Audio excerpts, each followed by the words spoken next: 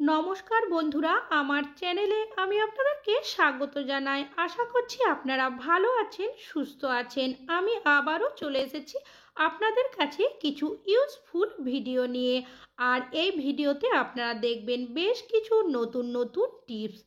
এই টিপসগুলো আপনারা এর আগে কখনো দেখেননি। তাছাড়াও এই টিপসগুলো যদি আপনারা ফলো করেন তাহলে সংসারের খরচ অনেকটাই কমে যাবে, সংসারের মুশকিল কাজ সহজ হয়ে যাবে। টিপসগুলো যদি আপনারা ফলো করেন তাহলে কিন্তু সংসারের ফালতু খরচা হবে না। চলুন তাহলে দেখে নেওয়া যাক আজকের প্রথম টিপসটা। নিয়েছি একটা ক্লিপ। এই ধরনের ক্লিপ আমরা সাধারণত জামা কাপড় মেলার ক্ষেত্রে ব্যবহার করে থাকি, তবে আজ কিন্তু জামা কাপড় মেলার জন্য এই ক্লিপ আমি ব্যবহার করব না, এমন একটা কাজে ব্যবহার করব যেটা জানলে কিন্তু আপনারাও খুশি হয়ে যাবেন। চলুন তাহলে দেখে নেওয়া যাক এই ক্লিপটা আমরা কি কাজে ব্যবহার করতে পারি। এখানে আমি নিয়েছি একটা ডবল সাইজের টেপ, সেখান থেকে আমি একটা টুকরো কেটে নেব। এবার এই ক্লিপের উল্টো সাইডে ওপর দিক করে এইভাবে করে টেপটাকে আমি লাগিয়ে তারপর ওপরের কাগজের যে অংশটা থাকে সেটাকে তুলে নেব। এবার এটাকে আমরা কোথায় ব্যবহার করব? কিচেনের মধ্যে, কিচেন সিঙ্কের ওপরের দেওয়ালের মধ্যে আমি এই ক্লিপটাকে এইভাবে করে আটকে দেব। আমাদের অনেকেরই বাড়িতে দেখবেন কিচেন সিঙ্কের সামনে অথবা ওয়াশ বেসিনের সামনে কোনো রকমের তোয়ালি বা রুমাল হোল্ড করার জন্য কোনো রকমের হোল্ডার থাকে না। আমরা যদি এইভাবে ক্লিপের সাহায্যে একটা হোল্ডার বানিয়ে নিই আর তারপর যদি কিচেন তাওয়ালটাকে এইভাবে করে আটকে দিই, যখনই আমরা কিচেনের মধ্যে কোনো কিছু কাজ করব তারপর কিন্তু এই যে তোয়ালটা রয়েছে তোয়ালটা দিয়ে কিন্তু আমরা খুব সহজেই হাতটা পুছে নিতে পারবো। আপনারা কিন্তু এই কাজটা ওয়াশ বেসিনের সামনেও করতে পারেন। অনেকেরই দেখবেন ওয়াশ বেসিনের সামনেও কোনো রকমের হোল্ডার থাকে না, এভাবে করে বানিয়ে নিতে পারেন। আশা করছি আপনাদের এই টিপসটিও অনেক বেশি কাজে আসবে। ভালো লাগলে লাইক করবেন। এখন চলে যাচ্ছি পরবর্তী টিপস।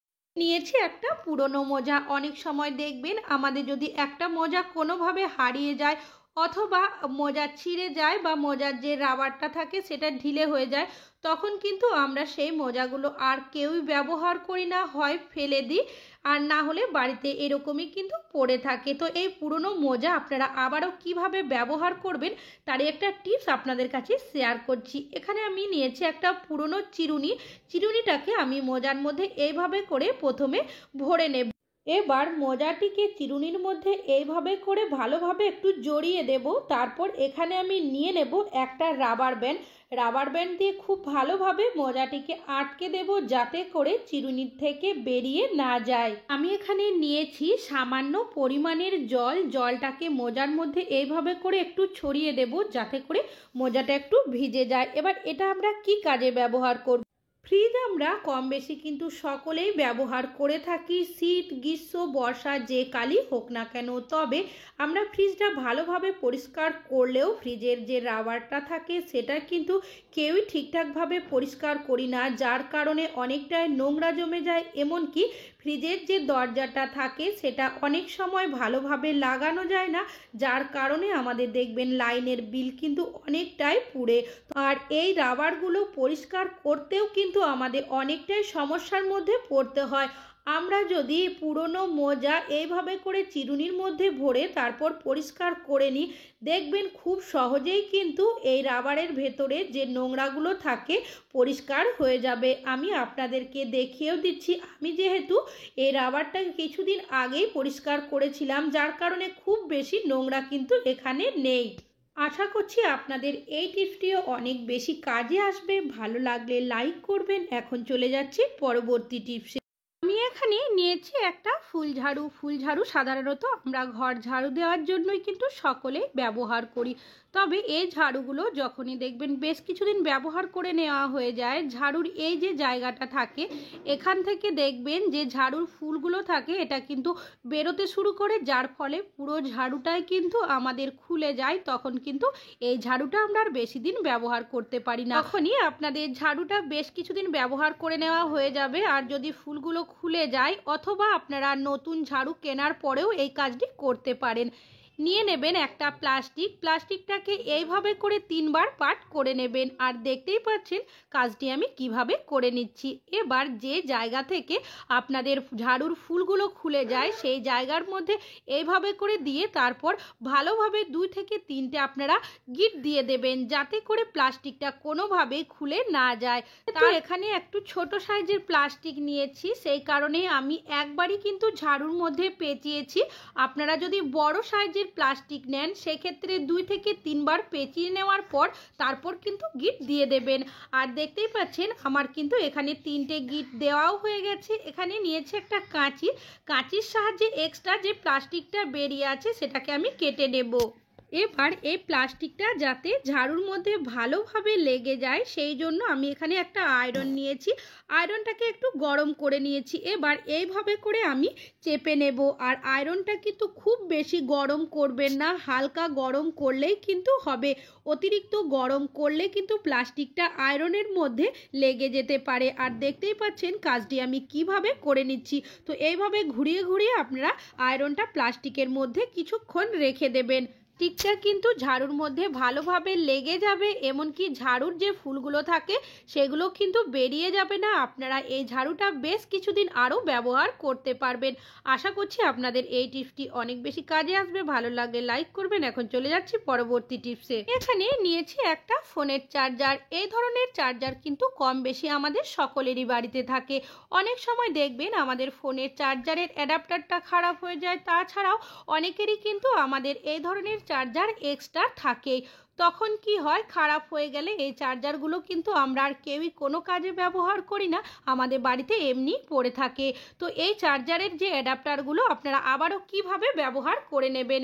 এখানে আমি নিয়েছি ফোন। আমরা অনেকেই রান্নাবান্না করতে করতে কোনো না কোনো ভিডিও দেখে থাকি। তাছাড়াও অনেক বাচ্চারা দেখবেন ফোন হাতের সামনে নিয়ে তারা কিন্তু কার্টুন দেখতে থাকে। তো আপনারা যদি এইভাবে করে অ্যাডাপ্টারটার মধ্যে ফোনটা লাগিয়ে দেন, এটা কিন্তু একদমই স্ট্যান্ডের কাজ করবে। হবে করে কিন্তু আমাদের কোনো কিছুই দেখতেও অসুবিধা হবে না, দেখতেই পাচ্ছেন, আর পড়েও কিন্তু যাবে না। আশা করছি আপনাদের এই টিপসটিও অনেক বেশি কাজে আসবে। ভালো লাগলে লাইক করবেন। এখন চলে যাচ্ছি পরবর্তী টিপসে। একটা টিকলি। এখন যেহেতু বিয়ের সিজন চলছে, আমরা কিন্তু বিয়ে বাড়িতে অনেকে এই ধরনের টিকলি পরে থাকি। তাছাড়াও অনেক বাচ্চারা আছে যারা দেখবেন ডান্স করে থাকে। ডান্স করার সময় তারা তাদের সিঁথির মধ্যে এই ধরনের টিকলি পরে। তবে টিকলি পরার পর দেখবেন যখনই ওরা একটু নাড়াচাড়া করে সিঁথির থেকে কিন্তু চারিদিকে হয়ে যায়, একটা জায়গার মধ্যে কিন্তু ফিক্স থাকে না। তখন কিন্তু অনেকটাই অস্বস্তি লাগে আমাদের এই ধরনের টিকলি পরার পর। তো আপনারা যখনই এই ধরনের টিকলি পরবেন এমন কিভাবে পরবেন যাতে করে একটা জায়গার মধ্যে ফিক্স থাকে। এখানে নিয়েছি একটা ডবল সাইজের টেপটাকে আমি একটা টুকরো করে কেটে নিয়েছি। আর এই টেপটাকে আপনারা কিন্তু টিকলিটা উল্টো করে তারপর এইভাবে লাগিয়ে দেবেন। ওপরে যে কাগজের মতো অংশটা ছিল সেটাকে আমি তুলে দিয়েছি। এবার সিঁথির মধ্যে যখনই পরবেন তারপর এইভাবে করে আপনারা টিকলিটাকে আটকে দেবেন। তারপর দেখবেন এই টিকলিটা কিন্তু কোনোভাবেই এদিক ওদিক নড়াচড়া করবে না, একটা জায়গার মধ্যে ফিক্স থাকবে।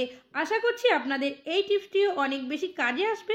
ভালো লাগলে লাইক করবেন। এখন চলে যাচ্ছি পরবর্তী টিপসে। আমি এখানে নিয়েছি একটা কম্বল। এখন যেহেতু শীত অনেকটাই পড়ে গেছে, আমরা কিন্তু অনেকেই এই ধরনের মোটা কম্বলগুলো ব্যবহার করে থাকি। তবে বেশ কিছুদিন ব্যবহার করার পর দেখা যায় এই কম্বলগুলো নোংরা যেমন হয়ে যায়, ঠিক সেরকমই এই কম্বল থেকে একটা বাজে দুর্গন্ধও কিন্তু ছাড়তে থাকে। আর তখন এই ধরনের মোটা কম্বলগুলো ধোয়ার সময় আমাদের কিন্তু অনেকটাই সমস্যার মধ্যে পড়তে হয়। অনেক সময় ভালোভাবে রৌদ্রও কিন্তু থাকে না শোকানোর জন্য।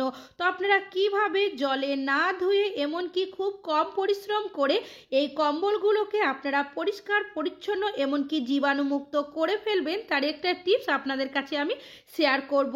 তো তার জন্য এখানে আমি নিয়েছি একটা প্রেসার কুকার। তো এখানে কিন্তু প্রেসার কুকার আমি ব্যবহার করব না, প্রেসার কুকারের ঢাকনাটা ব্যবহার করেই কিন্তু আমি পরিষ্কার করব। তো কিভাবে সেটাই আপনাদের কাছে শেয়ার করব। আমি এই কম্বলটাকে বিছানার মধ্যে ভালোভাবে বিছিয়ে নেব। আপনারা চাইলে মেঝের মধ্যেও কিন্তু এই কম্বলটাকে এইভাবে করে বিছিয়ে নিতে পারেন। আর দেখতেই পাচ্ছেন খুব ভালোভাবেই কিন্তু এই কম্বলটাকে আমি বিছিয়ে নিয়েছি। আর এখানে আমি নিয়েছি একটা পাত্র, আপনারা যে কোনো পাত্র নিতে পারেন। এবার এর মধ্যে দিয়ে দেব আমি 1 চামচের মতো বেকিং সোডা।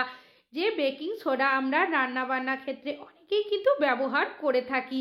আর নিয়েছি এখানে আমি পাউডার, 1 চামচের মতো পাউডার আমি এর মধ্যে দিয়ে দিলাম। আপনারা এখানে যদি পাউডার দিতে না চান সেক্ষেত্রে 2 চামচের মতো আপনারা বেকিং সোডা ব্যবহার করতে পারেন। আমি যেহেতু পাউডার দিয়েছি সেই কারণে বেকিং সোডা পাউডারটা চামচের সাহায্যে ভালোভাবে মিশিয়ে নিলাম। এবার এখানে আমি নিয়েছি এই ধরনের যে আটার ছাঁকনি হয়, সেই ছাঁকনি, আপনারা এখানে চায়ের ছাঁকনিও ব্যবহার করতে পারেন। এবার এই ছাঁকনিটাকে আমি এইভাবে করতে থাকবো যাতে করে পাউডার আর বেকিং সোডার মিশ্রণটা খুব ভালোভাবে কম্বলের মধ্যে চারিদিকে পড়ে যায়। হাত দিয়ে যদি আমরা এই মিশ্রণটা ছড়িয়ে দিই কম্বলের মধ্যে, তাহলে কিন্তু কম্বলের মধ্যে কোথাও বেশি বা কোথাও কম পড়বে, যার কারণে এই ধরনের ছাঁকনি আমি ব্যবহার করলাম। এখানে আমি পাউডার ব্যবহার করেছি, যার কারণে দেখবেন এই কম্বলের মধ্যে যে একটা বাজে দুর্গন্ধ ওঠে সেই গন্ধটা কিন্তু চলে যাবে, এমনকি একটা পাউডারের সুন্দর গন্ধ কিন্তু এর মধ্যে বেরোবে। আর বেকিং সোডা দেওয়ার একটাই কারণ, বেকিং সোডা যে কোনো জিনিস ক্লিন করতে সাহায্য করে। কম্বলের মধ্যে এই মিশ্রণটা আমি রেখে দেব 10 মিনিটের জন্য। অন্যদিকে আমি এখানে নিয়েছি একটা পাত্র, এর মধ্যে দিয়ে দেব আমি 2 গ্লাস মতো জল। উষ্ণ গরম জলও ব্যবহার করতে পারেন, আমি কিন্তু এখানে নর্মাল জলই ব্যবহার করেছি। এবার আমি এখানে নিয়েছি একটা শ্যাম্পুর পাতা, আপনারা চাইলে এখানে কিন্তু শ্যাম্পুও ব্যবহার করতে পারেন। আমার যেহেতু শ্যাম্পুর পাতার মধ্যে সামান্য পরিমাণে শ্যাম্পু রয়েছে, যার কারণে আমি শ্যাম্পুর পাতাটাই জলের মধ্যে দিয়ে এইভাবে করে একটু নাড়িয়ে দিলাম। এবার আমি এখানে নিয়েছি একটা সুতির কাপড়ের টুকরো, সেটাকে আমি এই জলের মধ্যে এইভাবে করে একটু ভিজিয়ে তারপর খুব ভালোভাবে এটাকে আমি নিংড়ে দেব, যাতে করে এর মধ্যে একটু জল না থাকে। দেখতেই পাচ্ছেন বন্ধুরা, এই কাপড়ের মধ্যে কিন্তু আর একটু জল নেই, ভালোভাবে আমি নিংড়ে দিয়েছি। এবার এই কাপড়ের টুকরোটাকে এইভাবে করে বিছিয়ে দিয়েছি। আর নিয়েছি এখানে আমি একটা প্রেসার কুকারের ঢাকনাকে মাঝখানে বসিয়ে তারপর দুটো কোণার থেকে কাপড়ের টুকরো নিয়ে এইভাবে করে আমি প্রথমে দুটো গিঁট দিয়ে দেব। ঠিক একইভাবে উল্টো দিকেও কিন্তু কোণার মধ্যে ধরে এইভাবে করে আমি আরও দুটো গিঁট দিয়ে দেব, যাতে করে কাপড়টা কোনোভাবেই প্রেসার কুকারের ঢাকনা থেকে খুলে না যায়। 10 মিনিট হয়ে গেছে। অন্যদিকে আমি এখানে একটা মোজা নিয়েছি, মোজাটাকে হাতের মধ্যে প্রথমে এইভাবে করে আমি পরে নেব। এবার এই যে মিশ্রণটা আমি কম্বলের মধ্যে দিয়েছি সেটাকে মোজার সাহায্যে আমি এইরকম করে নেব, যাতে করে খুব সহজে এই কম্বলের মধ্যে এই পাউডার আর বেকিং সোডার মিশ্রণটা ভালোভাবে লেগে যায়। আর এইভাবে যদি আপনারা হাতের মধ্যে একটা মোজা পরে কাজটি করে নেন, তাহলে দেখবেন খুব সহজেই কিন্তু এই কাজটি আপনারা করে নিতে পারবেন। আর দেখতেই পাচ্ছেন বন্ধুরা, এইভাবে আমি কিন্তু পুরো কম্বলটার মধ্যে কিছু সেকেন্ডের মধ্যে চারিদিকে বেকিং সোডা পাউডারের মিশ্রণটাকে ছড়িয়ে দিয়েছি। এবার যে প্রেসার কুকারের ঢাকনাটা আমি রেডি করে রেখেছি সেটা নিয়ে এইভাবে করে কম্বলের মধ্যে কিছু সেকেন্ড করলেই দেখবেন কম্বলের মধ্যে বাকি যেটুকু নোংরা রয়েছে সেটা কিন্তু খুব সহজে বেরিয়ে যাবে। আর এইভাবে যদি প্রেসার কুকারের ঢাকনার সাহায্যে আপনারা করেন, তাহলে কিন্তু কাজটা করতে আরও আপনাদের সহজ হয়ে যাবে। আর যদি প্রেসার কুকারের ঢাকনা এখানে ব্যবহার করতে না চান, সেক্ষেত্রে ননস্টিকের দেখবেন যে কড়াই বা প্যান হয়ে থাকে, তার ঢাকনাগুলোও কিন্তু ব্যবহার করতে পারেন। আর এইভাবে করে আমি কিন্তু পুরো কম্বলটাকে পরিষ্কার করে নিয়েছি। এবার এই যে প্রেসার কুকারের ঢাকনাটা রয়েছে তার মধ্যে যে কাপড়টাকে আমি বেঁধেছি সেটা আপনাদেরকে খুলেও দেখিয়ে দেব যে কতটা নোংরা হয়ে আছে। আপনাদের যদি অনেকটাই নোংরা হয়ে থাকে, সেক্ষেত্রে আপনারা এই কাজটি 2বার অথবা 3বারও করতে পারেন। এই যে কাপড়ের টুকরোটা রয়েছে সেটাকে আপনারা যে শ্যাম্পুর জল বানিয়েছি তার মধ্যে আরও একবার ধোয়ার পর বেঁধে দেবেন প্রেসার কুকারের মধ্যে একইভাবে। তারপর এইভাবে করে আবারও আপনারা কাজটি করে নেবেন। আর দেখতেই পাচ্ছেন বন্ধুরা, যে নোংরাটা ছিল আমাদের কম্বলের মধ্যে সেটা কিন্তু কাপড়ের মধ্যে এসে গেছে। এবার আপনারা এই কম্বলটা চাইলে রৌদ্রের মধ্যে দিতেও পারেন, না হলে পাখার তলায় আপনারা 5 মিনিট রেখে দেবেন আর তারপর এটাকে পাট করে রেখে দেবেন। আশা করছি আপনাদের এই টিপসটা অনেক বেশি কাজে আসবে। ভালো লাগলে লাইক করবেন। এখানেই শেষ করছি, আবার চলে আসবো আরও নতুন নতুন টিপসের ভিডিও নিয়ে। ততক্ষণের জন্য ভালো থাকবেন, সুস্থ থাকবেন।